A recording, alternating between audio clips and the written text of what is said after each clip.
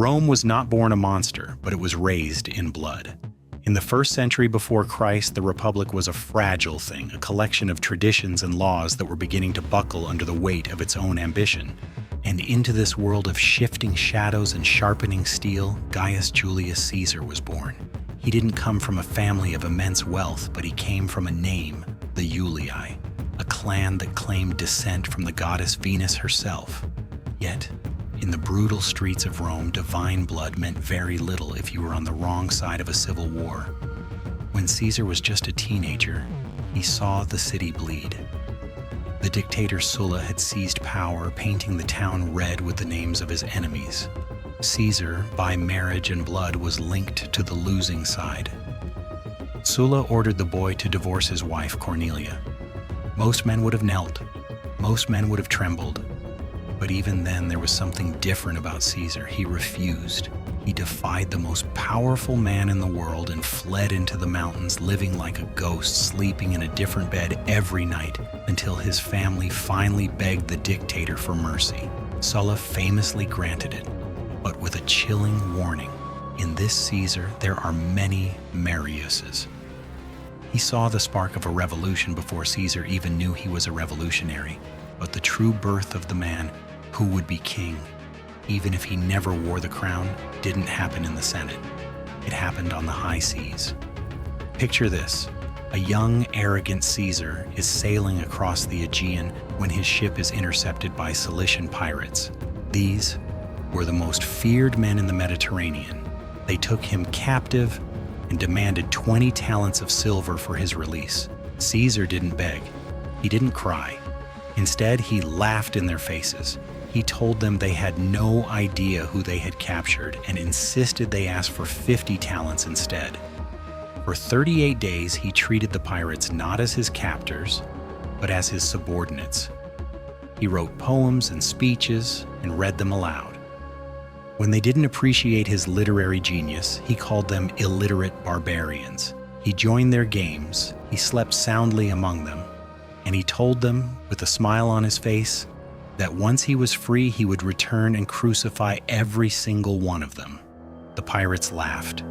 They thought he was a charming lunatic. They shouldn't have laughed. The moment the ransom was paid and Caesar was released, he didn't go home to rest. He immediately raised a private fleet, hunted the pirates down, and took back his 50 talents. And then he did exactly what he promised. He lined them up and had them crucified. But in a rare moment of mercy that would define his later political career, he had their throats slit first so they wouldn't suffer.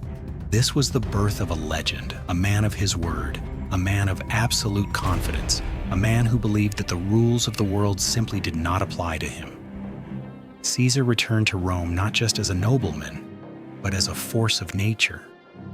He began to climb the cursus honorum, the ladder of political offices, not by following the old ways, but by wooing the people. He threw lavish games, went into massive debt to provide spectacles for the Roman masses, and built a power base that the elite aristocrats, the optimates, couldn't touch. He knew that to change Rome, he needed more than just popularity. He needed a sword. He needed a war. And more than anything, he needed partners who were just as hungry as he was. The stage was being set for a transformation that would end the Republic forever, and the man at the center of it was just getting started. To rule Rome, one needed 3 things: money, prestige, and a spear. Caesar had the prestige of his name, but he was drowning in debt. To solve this, he forged an unholy alliance, a shadow government that history would call the First Triumvirate. He teamed up with Pompey the Great, Rome's most celebrated general, and Crassus, the richest man in the Republic. It was a 3-headed monster. With their support, Caesar secured the consulship, and then he secured his path to immortality, the governorship of Gaul. For 8 years, Caesar disappeared into the wild forests and misty plains of what is now France and Belgium. This wasn't just a military campaign, it was a systematic conquest of a continent. Caesar wasn't just a general, he was a master of propaganda. Every night, by the light of a flickering campfire, he wrote his Commentaries on the Gallic War. He sent these reports back to Rome, describing his victories in the third person, making sure every baker, blacksmith, and senator knew his name. He fought the Helvetii, he crossed the Rhine into Germany, a feat never before seen, and he even sailed across the edge of the world to land in Britain. But his greatest challenge came in the form of a young chieftain named Vercingetorix. The Gauls had finally united, burning their own fields to starve the Roman war machine. It culminated at the siege of Alesia. Caesar built 2 lines of fortifications, one to keep the Gauls in and another to keep the reinforcements out. He was trapped between 2 armies, outnumbered 4-1. But Caesar didn't break. He rode among his men in his signature scarlet cloak so they could see him in the thick of the fray. When the dust settled, Vercingetorix laid his armor at Caesar's feet.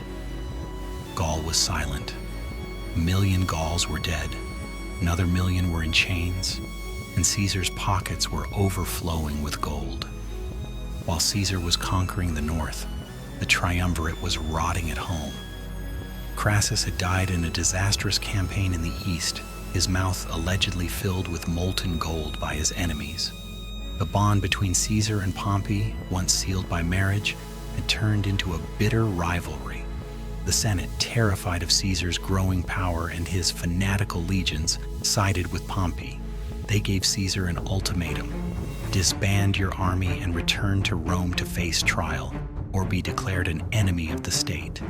Caesar knew that to return without his legions was a death sentence. To return with them was treason. On a cold January night in 49 BC, he stood on the banks of the Rubicon, a small, unremarkable river that marked the boundary of his province. To cross it with an army was to start a civil war. He hesitated. For a moment, the fate of Western civilization hung in the balance. Then he whispered the words that would echo through eternity: Alea iacta est. The die is cast. He didn't just walk across the river, he sprinted toward Rome. Pompey and the Senate panicked. They fled to Greece, believing they could raise a larger army there. Caesar didn't give them time to breathe.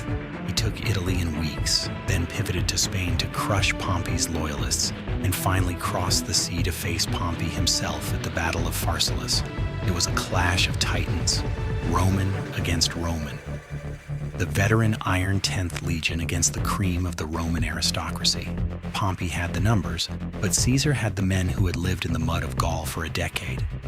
Caesar's genius won the day. Pompey fled to Egypt only to be murdered by a local boy king who thought he was doing Caesar a favor.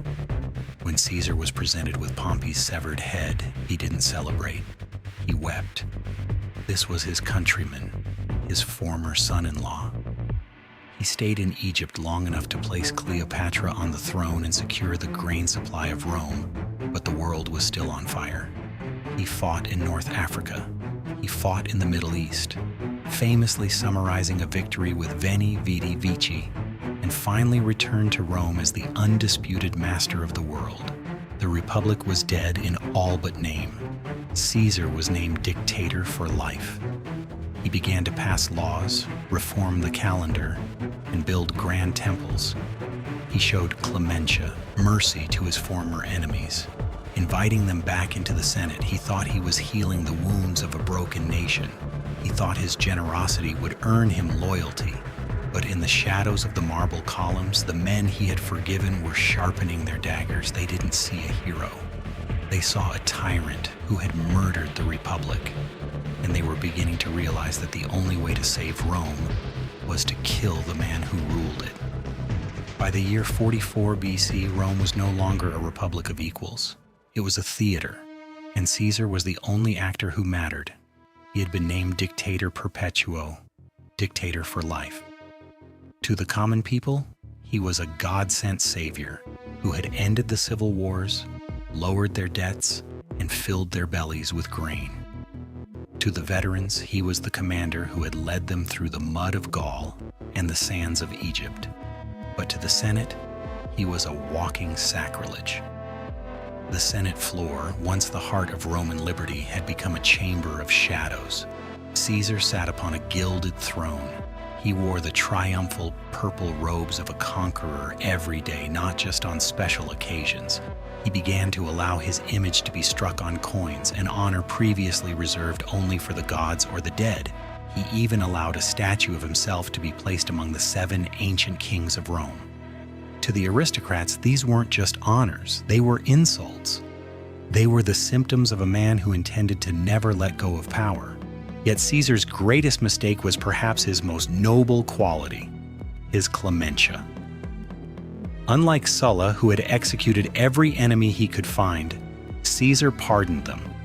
He brought men like Marcus Brutus and Gaius Cassius back into the fold, giving them high-ranking positions and responsibilities. He believed that by showing mercy he could build a stable, unified Rome. But he failed to realize one crucial thing. A proud Roman aristocrat would rather be executed by an enemy than be forgiven by a master. Every time Caesar showed the mercy, he reminded them that he was the one with the power to give it. Every pardon was a fresh humiliation.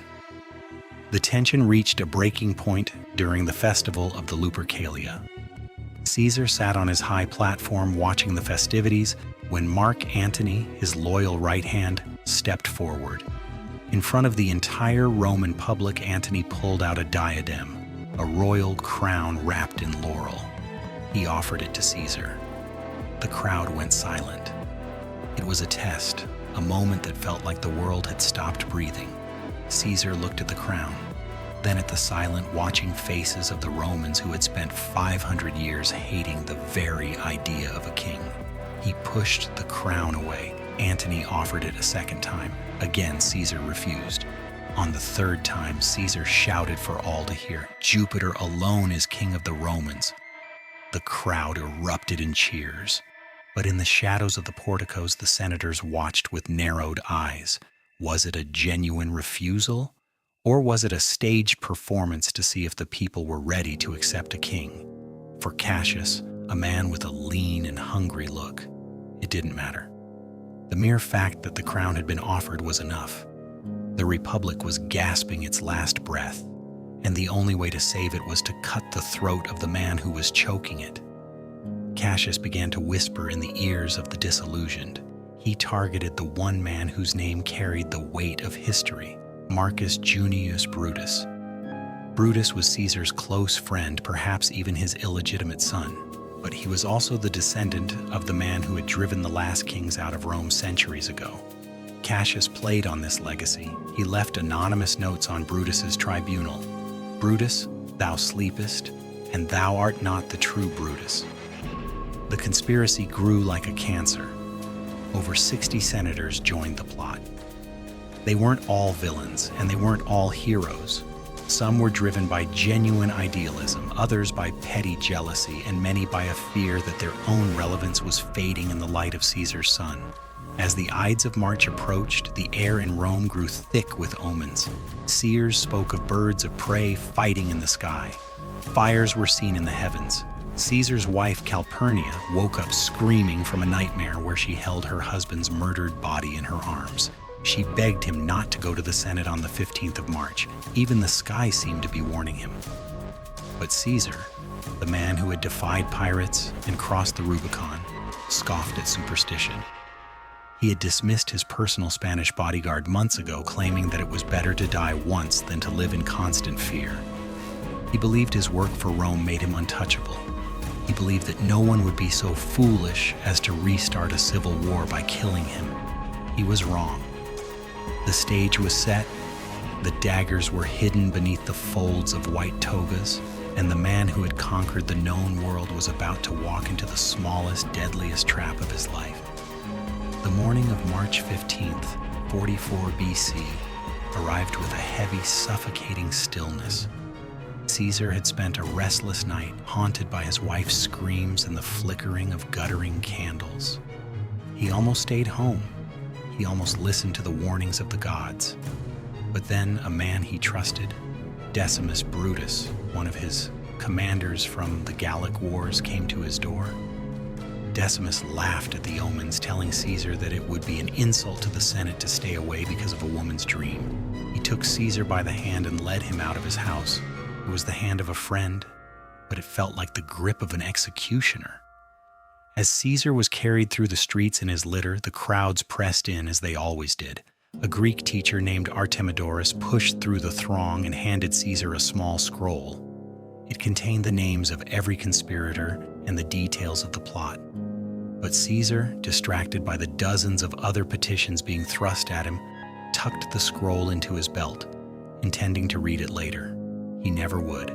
At the entrance to the theater of Pompey, where the Senate was meeting because their own hall was under renovation, Caesar spotted the soothsayer Spurina, who had warned him weeks ago to beware the Ides of March. Caesar smiled at him and said, "The Ides of March are come." Spurina looked at him with hollow eyes and replied, "Aye, Caesar, but not gone." Caesar entered the hall. The Senate rose as one, a gesture of respect that was actually a tightening of the noose. He walked toward his gilded chair, oblivious to the fact that Mark Antony, his most loyal protector, had been intercepted outside by a conspirator named Trebonius, who kept him engaged in a long, pointless conversation. Caesar was alone. The conspirators closed in. They pretended to be petitioners, pleading for the return of an exiled man. Tillius Cimber stepped forward and grabbed Caesar's purple toga, pulling it down from his shoulders. This was the signal. "This is violence," Caesar cried out, but the words had barely left his lips when the first blow fell. Casca, standing behind him, lunged with a dagger, aiming for the throat but only grazing the shoulder. Caesar spun around, catching Casca's arm. "Vile Casca, what do you?" he roared, his voice still that of a commander. He stabbed Casca with his stylus, his only weapon, a sharpened pen against 60 blades. Then the storm broke. From every direction, daggers flashed in the dim light of the hall. It wasn't a clean execution, it was a frenzied, panicked slaughter.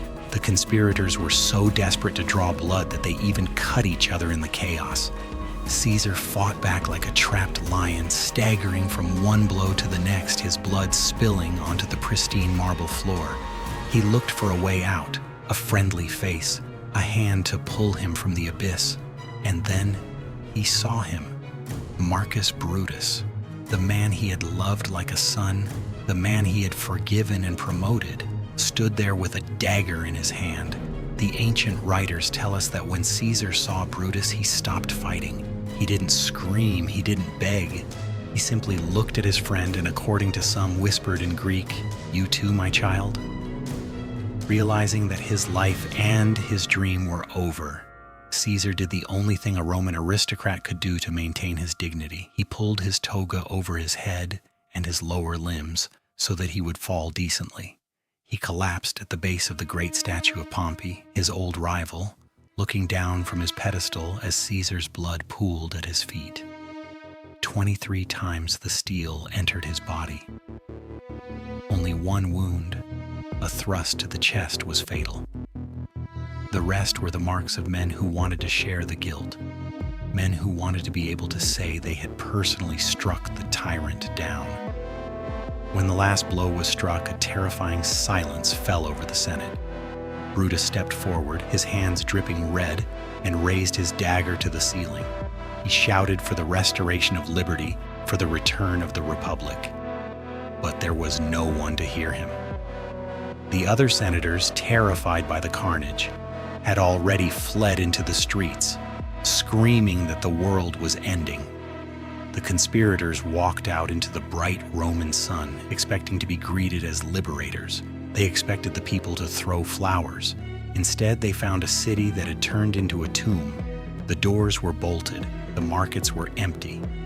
The Roman peoples didn't want liberty if it came at the price of the man who fed them. In the middle of the empty hall, Caesar's body lay alone. The master of the world, the conqueror of Gaul, the man who had reshaped time itself, was now just a pile of bloodied wool on a cold floor. But the men who killed him had made a fatal mistake. They thought that by killing the man, they could kill the idea. They didn't realize that in his death, Julius Caesar would become something far more dangerous than a dictator. He would become a god.